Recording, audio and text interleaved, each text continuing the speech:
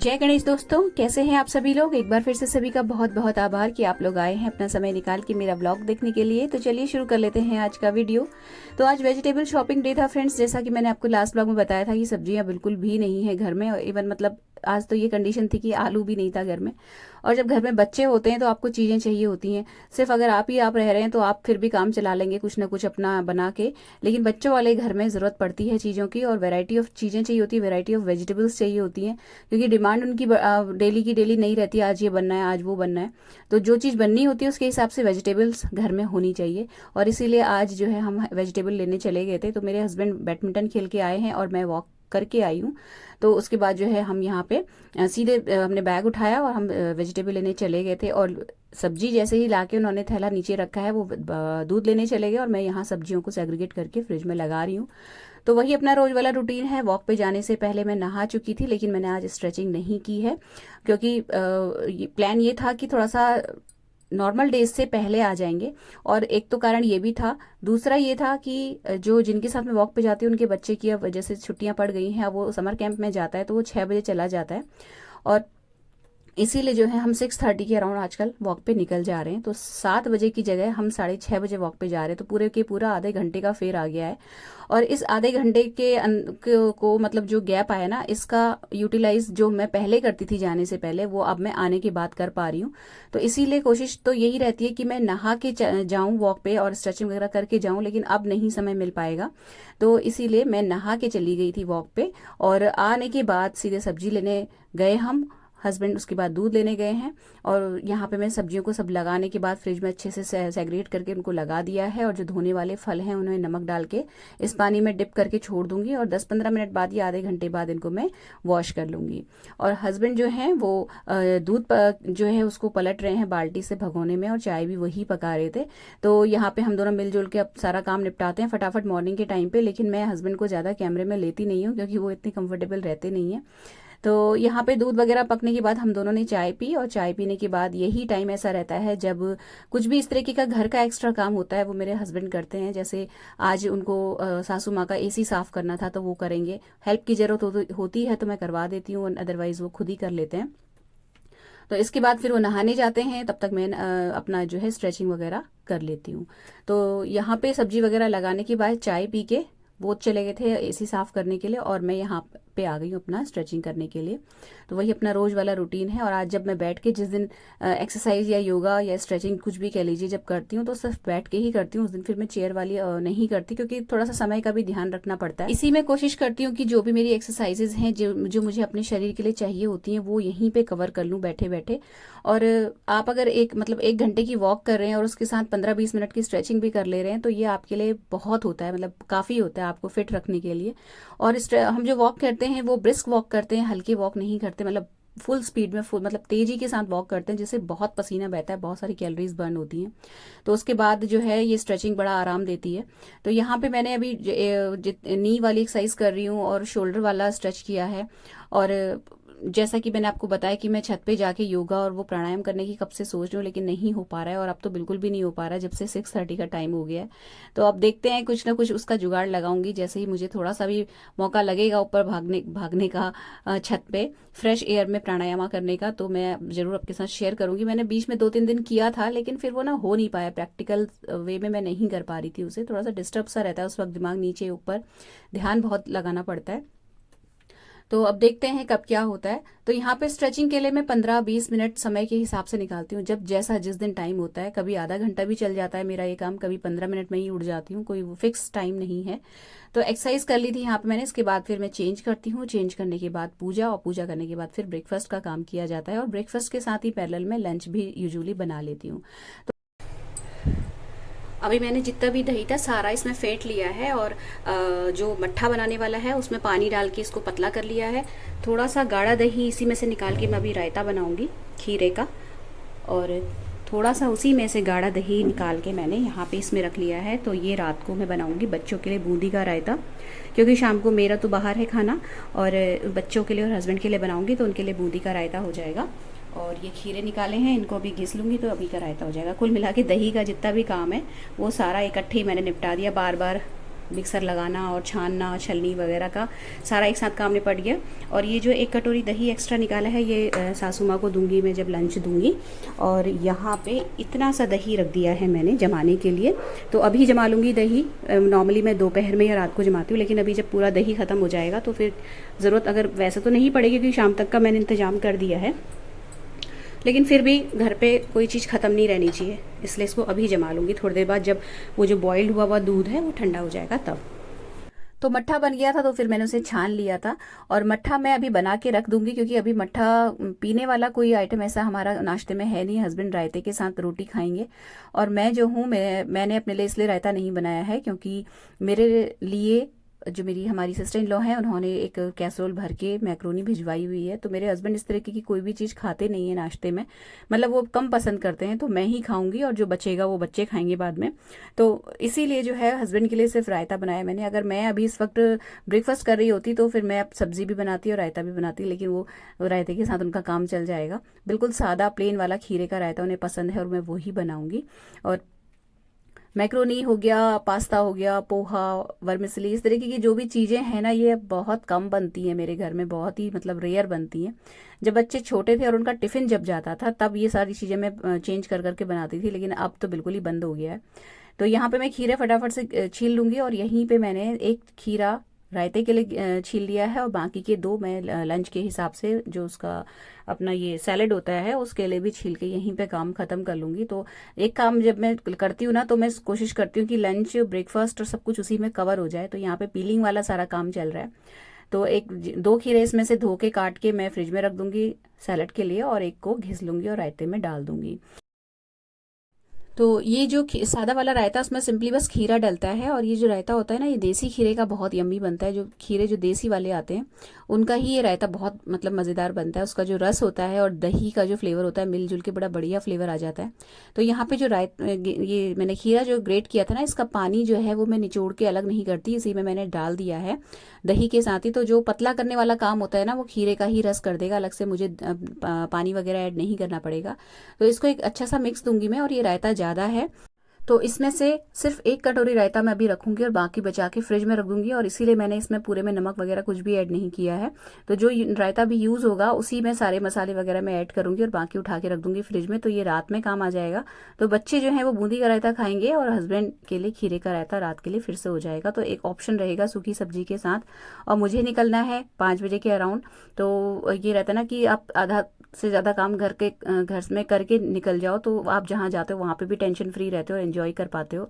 तो रायते का काम मैंने मॉर्निंग में ही निपटा लिया। और ये जो हस्बैंड वाला रायता है इसमें नमक हो गया, और ये अपना भुने हुए जीरे का पाउडर और लाल मिर्च डाल के इसका काम ख़त्म करूँगी। और उसके बाद फिर मैंने आटा लगा के रोटी वगैरह सेक ली थी, और हस्बैंड को ब्रेकफास्ट कराने के बाद फिर मैंने पूजा करी, और उसके बाद फिर मैंने खुद जो है ब्रेकफास्ट किया।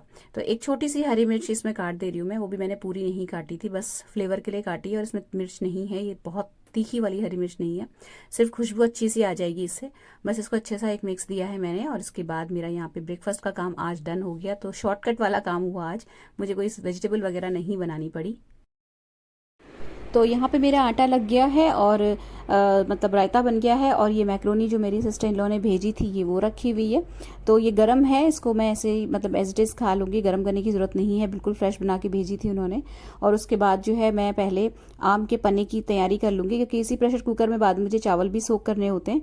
तो दाल तो नहीं बनने वाली है आज इसमें, लेकिन चावल के लिए मुझे समय से खाली करना होता है, इसलिए मैंने इसमें आम उबालने के लिए कच्चे आम जो होते हैं वो लगा दिए हैं। तो 4 कच्चे आम इसमें डाल के मैंने छील दिए थे, और छील के मैंने इसमें थोड़ा सा पानी ऐड करके इसको बॉईल करने लगा दिया है। और ये पुदीना है, बस इसको वॉश कर लूँगी पानी से।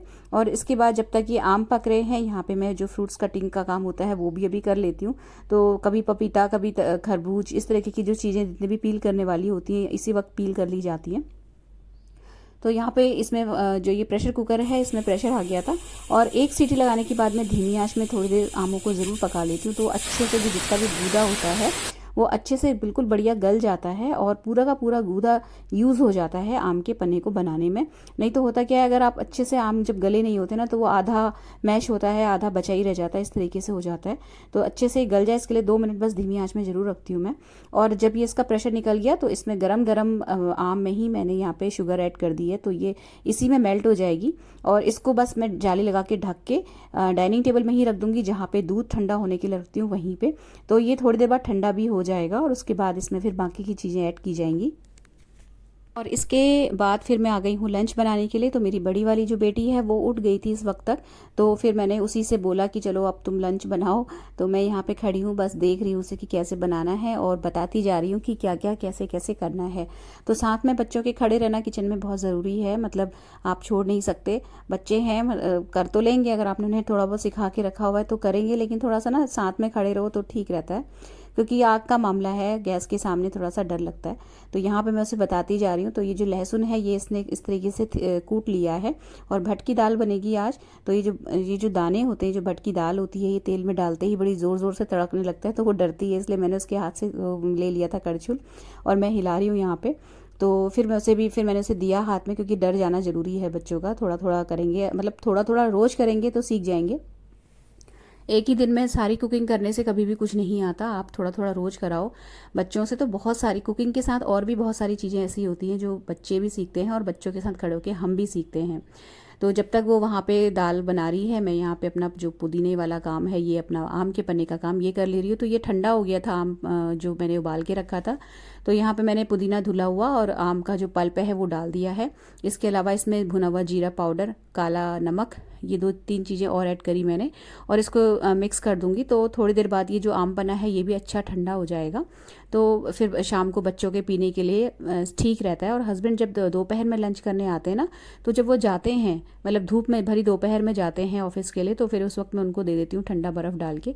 तो ये लू नहीं लगती है, इससे बहुत अच्छी चीज़ है। गर्मियों में अगर पी लो तो बॉडी भी हाइड्रेट रहती है और फ्लेवर भी थोड़ा सा मतलब चेंज हो जाता है, अच्छा लगता है, खट्टा मीठा सा। तो यहाँ पे जब वो भटके दाल जो दाने जो थे वो तड़क गए, तो उसमें फिर ये कुटा हुआ ये था अपना लहसुन, ये डलवा दिया मैंने उससे। मैं उसे बताती जा रही हूँ और फ्लेम का भी उसको आइडिया देती जा रही हूँ कि जब हल्का हल्का लगे कि तेज़ है और चीज़ें जलने को हो जाएं तो फ्लेम कम कर देनी चाहिए, या अगर और ज़्यादा नीड है तो बंद कर दो। इस तरीके से छोटी छोटी चीज़ें आप तभी सिखा सकते हैं जब आप वहाँ पे खड़े रहें और बच्चा आपका आपके साथ खड़े होकर कुकिंग करे तब। नहीं तो फिर होता क्या है ना, ओरली आप सिखा दोगे वो बात नहीं आती, ओरली बोलने में कि ये कर लिया वो कर लिया, ऐसा नहीं होता है। जब प्रैक्टिकली बच्चा खुद अपने हाथ से करता है तो बहुत अच्छे से सीखता है। तो यहाँ पे मैंने उसी से मसाले वगैरह सब डलवाए। तो यहाँ पे लहसुन डालने के बाद आटा भुना जाता है इसमें, और जितना ग्रेवी चाहिए होती है उस हिसाब से आटा डाला जाता है और पानी डाल के इसकी कंसिस्टेंसी बराबर करके इसमें नमक, हल्दी और मिर्च डाल के इसको धीमी आंच में पकने के लिए छोड़ देते हैं एक बॉईल लगाने के बाद। तो अच्छी मतलब काफ़ी देर तक पकाना पड़ता है इनको, कम से कम आधा घंटा बिल्कुल सिम पे पकाओ तो ये बहुत अच्छी बनती है दाल, बहुत टेस्टी। तो जब तक वो बन रही है वहाँ पे मेरी बेटी बना रही थी, तो मैं यहाँ पे जो ये पीस लिया था मैंने पल्प को, इसको मैं छान लूँगी। तो ये ठीक से नहीं पीसा था, एक्चुअली बात ये है, थोड़ा सा मैंने जल्दीबाजी में इसको निकाल दिया था ना, तो ये थोड़े थोड़े इसमें जो दाने हैं, मतलब थोड़ा सा जो गूदा है वो अच्छे से नहीं पीसा है। तो मैं इसे छान रही हूँ। फिर मैंने सेकंड बैच जब पीसा था तो वो उसको अच्छे से फाइन करके पीस लिया था। और उसके बाद लंच वंच का काम करने के बाद का ये क्लिप है। तो मैंने ये है अपना भिंडी है, इसे धो के निखारने रख दिया है। और बच्चों को मैं अभी दूंगी आम का पन्ना, दोपहर का समय है ये, और मैंने अपने लिए चाय चढ़ाई हुई है। तो ये भिंडी धो के इसलिए रख दी है अभी से, क्योंकि रात को डिनर में बनेगी और मुझे 5 बजे निकलना है। तो मैं भिंडी को धो के निखार के फैला दूंगी जिससे कि ये सूख जाए। और उसके बाद मैंने मतलब जब मैं निकली थी घर से उस वक्त 5 बजे, तो मैंने बच्चों को मतलब बेटी को बता गई थी कि भिंडी को काट के रख देना, मतलब काम बता गई थी दोनों को कि तुम एक जने पूजा कर देना, एक जने भिंडी काट देना, नहीं तो पता चला मेरी एब्सेंस में दोनों में लड़ाई ना हो जाए। तो काम को बांट के, तो बच्चों की हेल्प ले लो ना तो बड़ा अच्छा सही रहता है, काम अच्छे से निपट भी जाते हैं, आपको भी थोड़ी सी हेल्प हो जाती है और समय भी काफ़ी सारा बच जाता है। तो फिर अपनी चाय लेके और बच्चों को पना दे के मैं आ गई हूँ यहाँ पे अपना दूसरा कुर्ता कट करने के लिए। तो जैसा मैंने बताया था आपको कि मैं ऑफिस से आते समय 2-3 कुर्ता सेट लेके आई थी, कपड़ा लेके आई थी मतलब, तो वो मुझे काटना था। तो इसका जो पैंट वाला साइड है वो तो मैंने कट कर लिया था लास्ट डे ही, लेकिन ये कुर्ता ऊपर का जो है वो नहीं हो पाया था। तो इसमें मार्किंग और इसकी कटिंग, इतना काम आज मैंने कर लिया था। मतलब जब मुझे 5 बजे निकलना था तो 5 बजे से पहले मैं इतना काम कर चुकी थी कि जो कुर्ते की कटिंग है वो मैंने कर ली थी। स्लीव्स कट नहीं हो पाई थी और उसके बाद फिर मैं हो गई थी तैयार। तो हम 4-5 फ्रेंड्स हैं, उनके साथ मुझे आज बैठना है।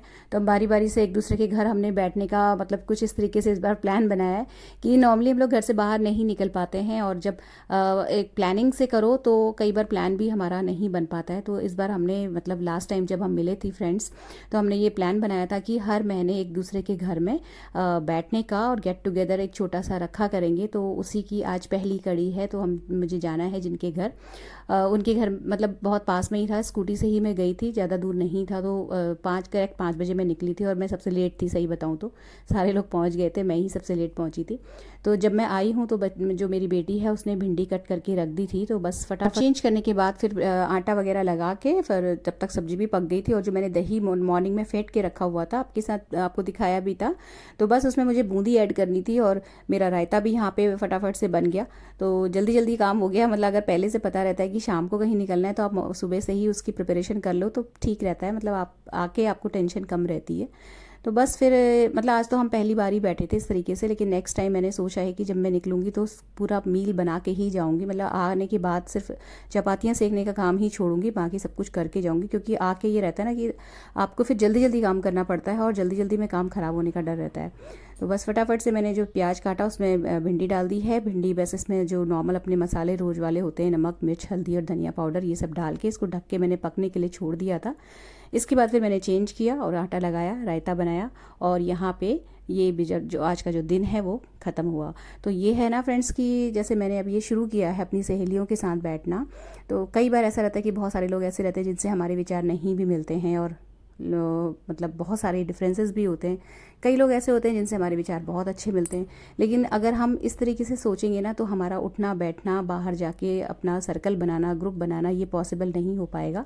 तो कई बार आपको अपनी चीज़ों को अपने तक सीमित रखना पड़ता है, और एंड फॉर अ चेंज आपको लोगों के साथ उठना बैठना और हंसना बोलना सीखना पड़ता है। क्योंकि अगर आप नहीं करेंगे तो आप अकेले रह जाएंगे, और अकेले रहने लगेंगे तो फिर डिप्रेशन में जाने से आपको कोई नहीं रोक सकता। तो बहुत ज़रूरी है अपना सर्कल बनाइए। अगर फ्रेंड्स नहीं हैं तो नए नए दोस्त बनाइए, कोशिश करिए कि एंगेज रहिए, नए नए लोगों से मिलने की कोशिश करते रहिए। अगर आप मेरी उम्र में हैं इस वक्त और लग रहा है आपको कि आपके बच्चे जाने वाले हैं और आप फिर घर में अकेली रहने वाली हैं, तो उससे पहले अपना अच्छा सा सर्कल बना लीजिए एक। तो फ्रेंड्स, ये था आज का छोटा सा सिंपल सा व्लॉग। अगर अच्छा लगा हो तो प्लीज़ वीडियो को लाइक शेयर ज़रूर कीजिएगा, चैनल सब्सक्राइब करना बिल्कुल भी मत भूलिएगा। मिलते हैं नेक्स्ट वीडियो में। Till then take care, stay healthy, happy.